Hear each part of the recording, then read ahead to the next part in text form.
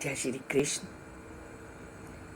पूरे 14th chapter में श्री कृष्ण ने और किसी चीज़ का वर्णन ना करके केवल तीनों गुणों का वर्णन लोगों के सामने किया है और माध्यम बनाया अर्जुन को।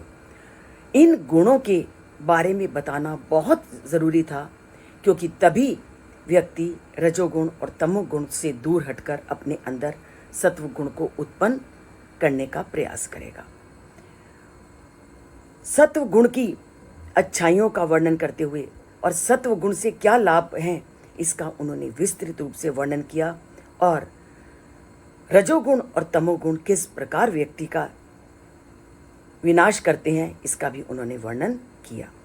और आज भी इन तीनों गुणों को उस सामने रख करके इनके क्या क्या परिणाम है उसका वर्णन करते हैं कि जो सत्व गुण का जीवन में पालन करता है वो किस लोक को प्राप्त करते हैं, रजोगुण वाला किस लोक को प्राप्त करता है और तमोगुण वाला। तो चलिए श्री कृष्ण के मुख से जानते हैं कि इन तीनों गुणों से संपन्न व्यक्ति जब अपने जीवन लीला को समाप्त करता है तो कैसे कैसे लोगों की प्राप्ति करता है। तो वो कहते हैं, ऊर्ध्वम गच्छन्ति सत्वत्वस्थः मध्ये तिष्ठन्ति राजसः जगन्ये गुणवृत्तिस्थः अधो गच्छन्ति तामसः। वो कहते हैं तीनों गुण आपके सामने हैं और तीनों गुणों में से जो जैसे जैसे गुण को अपने जीवन में अपनाता है वह अंत समय भी, मृत्यु के पश्चात भी उसी के अनुकूल फल को प्राप्त करता है। वो कहते हैं कि जिसने जिंदगी भर सत्व गुण का पालन किया, सत्व गुण को जीवन का आधार बनाया, वो जब मृत्यु होगी उसकी तो वो उच्च कुलों में जाते हैं, उच्च लोकों में जाते हैं। और जिसने रजोगुण को जिंदगी भर अपनाया अर्थात संसारिकता में लगा रहा, वो बार बार पृथ्वी लोक में आता है और बार बार इसी तरह इच्छाओं के में बंधा हुआ अपनी जीवन यात्रा को बिताता हुआ पुनः धरती पर आएगा। पर तमोगुण व्यक्ति भी संसार में देखते हैं जो हमेशा दूसरों का बुरा करने में लगे होते हैं। तो ऐसे लोगों का मृत्यु के बाद भी कभी अच्छा नहीं होता, मृत्यु के बाद भी वो बुरे लोक को प्राप्त करते हैं। तो जैसा व्यक्ति काम करेगा उसको अपने अंत समय में भी वैसे ही लोकों की प्राप्ति होगी। आज श्री कृष्ण इस तथ्य को लोगों के सामने प्रकट करते हैं। वो क्या कहते हैं, सत्वे प्रलीना स्वह याति नरक लोकम रजो लघा तमो आल्यस्तु निरामयम याति माम एव निर्गुणा। कि जो सत्वगुण होते हैं वो उच्च लोकों को प्राप्त कर लेते हैं और जो तमोगुण वाले होते हैं वो नरक लोक को जाते हैं। रजोगुण होते हैं संसार के घर में आते रहते हैं और जाते रहते हैं, पर जो तीनों गुणों से ऊपर उठ जाता है वो तो मुझको ही प्राप्त कर लेता है। और इसका वर्णन उन्होंने श्रीमद् भगवद गीता के इस श्लोक में किया, यान्ति माम एव निर्गुणा।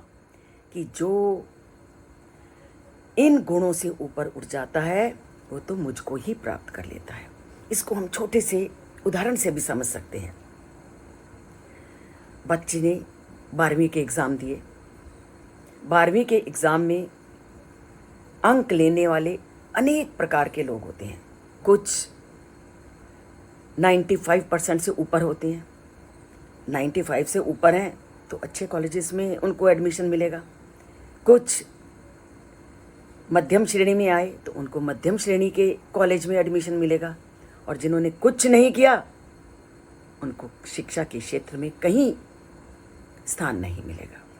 उसी तरह संसार में जब व्यक्ति आया उसने जैसे जैसे गुणों को अपनाया उसको वैसे वैसे लोगों की प्राप्ति हुई। जिसने सत्वगुण को जीवन में स्थान दिया ऊंचे लोगों को प्राप्त हो गया।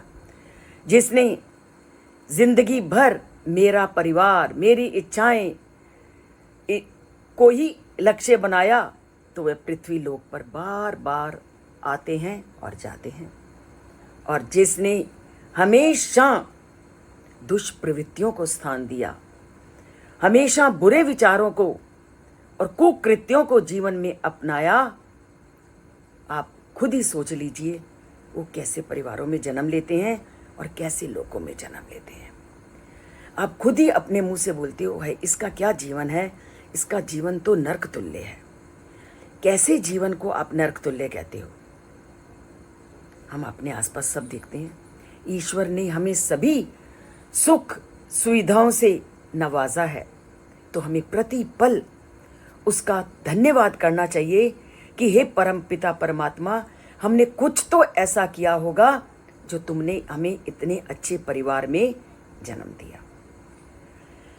हमने केवल अच्छे परिवार में ही जन्म नहीं लेना, हमने उस परम पिता परमात्मा के साथ भी अपना संबंध स्थापित करना है। तो उस परम पिता परमात्मा के साथ जब संबंध स्थापित करना है तो अपने अंदर और अधिक सत्व गुण को लाने का प्रयत्न करना है। और सत्व गुण को जब हम जान जाते हैं तो धीरे धीरे हम निर्गुण होना भी सीख जाते हैं।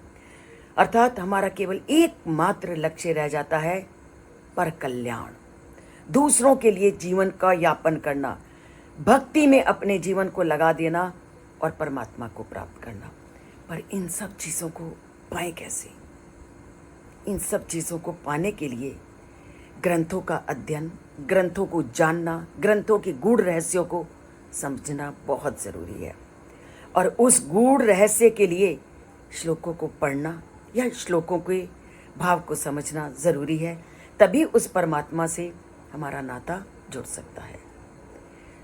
तो रोज़ कहती हूँ चैनल से जुड़िए, चैनल को सब्सक्राइब कीजिए और लाइक करना कभी मत भूलिए, क्योंकि जब तक हम छोटी छोटी बातों को जीवन में अपनाना आरंभ नहीं करेंगे तो बड़े लक्ष्य की प्राप्ति संभव नहीं। छोटी छोटी चीज़ों से ही आगे बढ़ा जा सकता है, एकदम आपको अंतिम लक्ष्य की प्राप्ति नहीं होती। तभी तो बोला गया है क्षणशः कणश्च विद्याम अर्थम साधयेत, कि थोड़ी थोड़ी करके विद्या को ग्रहण करो और थोड़े थोड़े करके ही धन का संचय करो, क्योंकि उसमें पाप की मात्रा नहीं होती। और जब आप विद्या को भी थोड़ा थोड़ा ग्रहण करके सीखोगे तो वो विद्या भी आपके मनोमस्तिष्क में पूरी तरह से छा जाएगी। तो अपने मनोमस्तिष्क को सत्वगुण से युक्त करते हैं, उस विद्या को शरीर का एक अनिवार्य अंग मानते हैं। इस चैनल के साथ जुड़कर अगर सब्सक्राइब नहीं किया तो सब्सक्राइब करके और चैनल का अंगूठा दबाते हैं अंगूठा और सत्वगुण को विकसित करते हैं। जय श्री कृष्ण।